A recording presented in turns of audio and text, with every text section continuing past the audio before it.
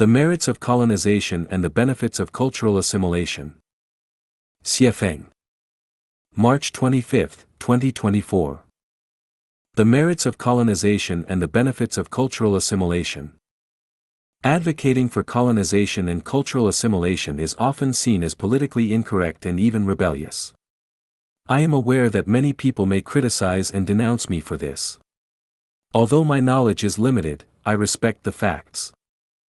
I spent a full 15 years living in Africa, during which I visited countries such as South Africa, Mozambique, Botswana, Angola, and Tanzania. I also experienced Zimbabwe's unprecedented inflation and currency devaluation. Around 1998, I noticed a trend: across Africa, the earlier a nation gained independence, the worse its situation seemed to be. The independence of the developed nation of South Africa also confirmed this pattern. Around 2005, I asked my black gardener, was life better when you were ruled by the British, or after you gained independence and were ruled by your own people? He responded without hesitation, life was certainly better when we were ruled by the British. This leads to a discussion. For ordinary people, the pursuit of a comfortable, relaxed, wealthy, and healthy life should be paramount. In life, the pursuit of happiness, joy, freedom, and contentment should be prioritized.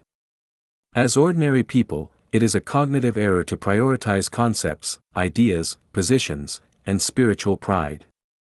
In other words, it doesn't matter who rules, as long as they make my life comfortable, relaxed, wealthy, and healthy, and as long as they make my life happy, joyful, free, and contented, they are a good ruler. Conversely, if they make me live in anxiety, sorrow, fear, and poverty, they are not a good ruler. Since life was better under British rule, why strive for national independence? After independence, life became even harder, so what's the point of national independence? Britain once had more than 70 colonies, which have now all gained independence. What has been the result of this independence? There have been some success stories, such as the United States, but the vast majority of nations have seen their economies and the lives of their people deteriorate after independence. Countries such as Zimbabwe, Burma, South Africa, Zambia, Malawi, Sudan, Sri Lanka, Pakistan, Libya, Afghanistan, and others are examples of this. Who benefits from the independence of a colony? Only a few people benefit. For the majority of people, independence has led to poverty and backwardness. Now, let's discuss cultural assimilation. I lived in Canada for a full 7 years.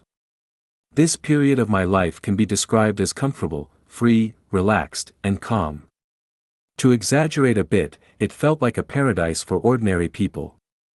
I never experienced even a hint of discrimination. The police never visited my workplace or residence. I never experienced theft or robbery. No government department ever came to my workplace or residence for inspection or inquiry. I am currently running a small inn, and over the past 7 years, I have accommodated at least 5,000 guests. There has never been any trouble, all the guests have been respectful and civilized. In Canada, as long as you abide by the law and pay your taxes honestly, the rest is up to you. This is a reflection of Canadian culture. The healthcare, education, and retirement systems are all superior. So, for ordinary people who want to live a good life, who wouldn't like this kind of culture?